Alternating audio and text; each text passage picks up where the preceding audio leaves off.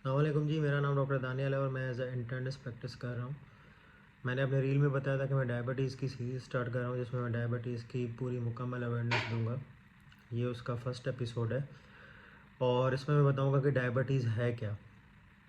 तो ज़ियाबीतस या डायबिटीज़ हम जिसको बोलते हैं वो है आपके जिस्म में, आपके खून में ग्लूकोज़ की ज़्यादती।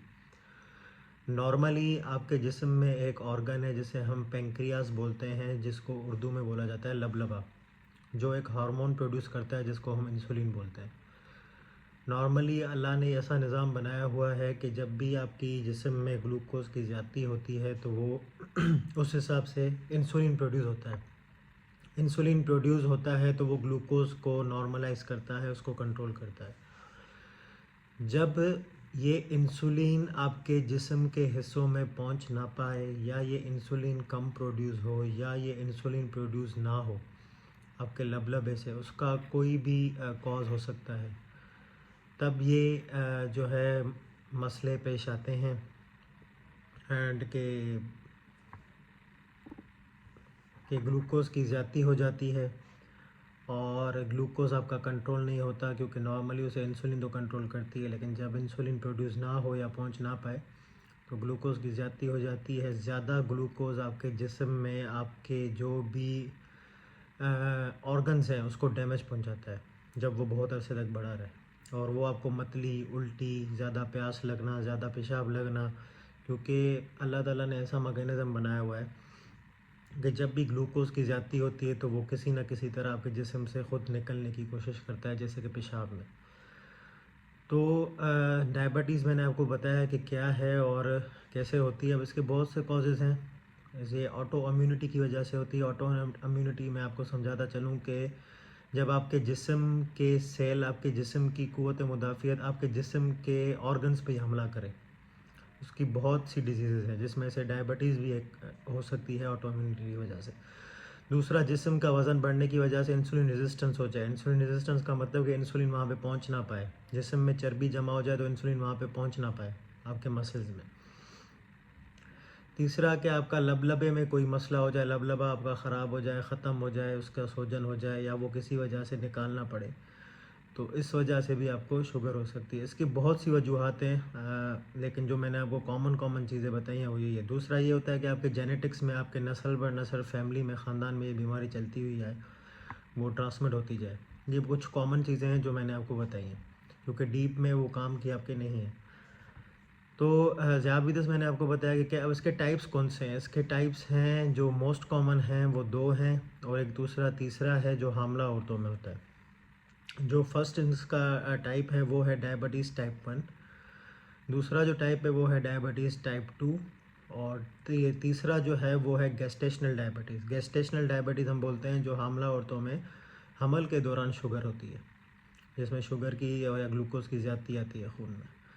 तो टाइप 1 डायबिटीज़ है जो यंग बच्चों में होता है, यंग जो है मेल फीमेल्स में होता है या बच्चों में होता है, जिसमें इंसुलिन आपके जिस्म में बिल्कुल भी प्रोड्यूस नहीं होती। मैंने आपको शुरू में ही बताया कि इंसुलिन का काम क्या है। इंसुलिन जब प्रोड्यूस नहीं होती तो वही आपका ग्लूकोज़ बढ़ा हुआ होता है और आपको सिम्टम्स एंड साइंस आते हैं, उल्टी, मतली का होना, खाना हज़म ना होना, आपको चक्कर आना, आपका वज़न गिरना या बढ़ना, दोनों हो सकते हैं। उसके बाद पेशाब का बार बार लगना, प्यास का बार बार लगना, कमज़ोर होते जाना, वीकनेस होते जाता है, ये सारी जो है डायबिटीज़ की सिम्टम्स एंड साइंस है। तो इसमें भी एक कॉज ऑटो इम्यून है, या दूसरा कॉज के पेंक्रियाज आपका बिल्कुल भी काम ना कर रहा हो और जो है फैमिली में चलती आई हो। ये टाइप 1 जो डायबिटीज़ है हम इसको इंसुलिन डिपेंडेंट डायबिटीज़ बोलते हैं।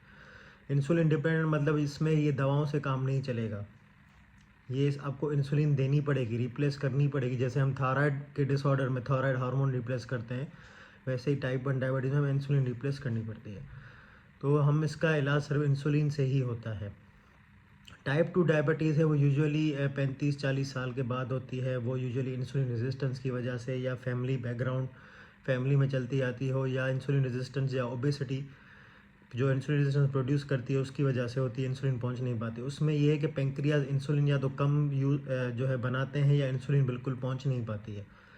अब इंसुलिन जब पहुंच नहीं पाती है तो उसको हम बोलते हैं इंसुलिन रेजिस्टेंस, तो ग्लूकोज़ बढ़ा हुआ होता है। अब उसको जो मेन उसके प्रिवेंशन होते हैं कि वज़न कम करना है हमने, इंसुलिन रेजिस्टेंस जाके कम हो, अपने डाइट कंट्रोल करनी है, तो उससे भी बहुत से लोग शुरू में बेहतर हो जाते हैं, लेकिन इवेंचुअली आखिर में इनको जो है डायबिटीज़ हो जाती है। वो डायबिटीज़ थोड़ी कम ख़तरनाक है टाइप 1 से, क्योंकि टाइप 1 एक तो कम उम्र में होती है और कॉम्प्लिकेशन जल्दी डेवलप हो जाते हैं, दूसरा इंसुलिन का उसमें बहुत ज़्यादा मसला है। टाइप 2 में ये है कि बंदा दवाओं पे चल जाता है। दवाओं के बहुत अक़साम होते हैं, जिसमें कुछ इंसुलिन रेजिस्टेंस कम करती हैं, कुछ इंसुलिन की सेंसिटिविटी बढ़ाती हैं, उसका असर ज़्यादा बढ़ाती हैं, जो आपके जिस्म में ऑलरेडी कम मिकदार में प्रोड्यूस हो रही है, या इंसुलिन रेजिस्टेंस की वजह से पहुँच नहीं रही है, या इंसुलिन को ज़्यादा प्रोड्यूस करवाती हैं। जिसमें बहुत सी दवाएं हैं, वो फिर आपकी समझ से बाहर है। जो कॉमन दवाएं हैं वो आगे डिस्कस कर लेंगे। तो इसको हम बोलते हैं टाइप 2 डायबिटीज़। लेकिन कभी कभार ये होता है जब ये बिल्कुल अनकंट्रोल हो जाती है, 3-4 दवाएं खाते हैं हम शुगर की और कंट्रोल नहीं होती, तो उसमें हमें इंसुलिन देनी पड़ती है। लेकिन ये इंसुलिन डिपेंडेंट नहीं है, इसमें शुरू में ड्रग से इलाज हो सकता है।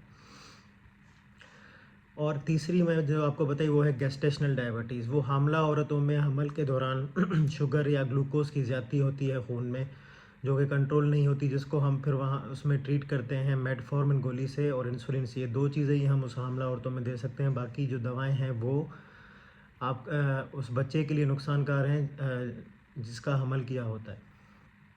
तो मेटफॉर्मिन इंसुलिन देते हैं, पहले मेटफॉर्मिन देते हैं, अगर उससे नहीं होता तो फिर इंसुलिन देते हैं।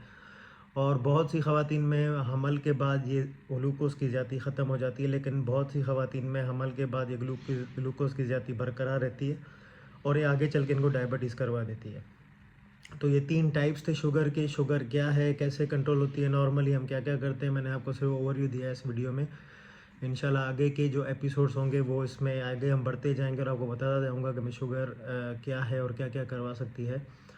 उम्मीद है आप सब लोग खैरियत से होंगे। कोई आपका ओपिनियंस हो तो कमेंट्स में ज़रूर मेंशन करें, ताकि कुछ इम्प्रूव किया जा सके, या मैं कहीं गलत कहूँ या गलती कर रहा हूँ तो मुझे बिल्कुल सही कीजिएगा। और अपनी सेहत का बहुत ख्याल रखें। डॉक्टर दानियाल को दें इजाज़त। अल्लाह हाफ़िज़।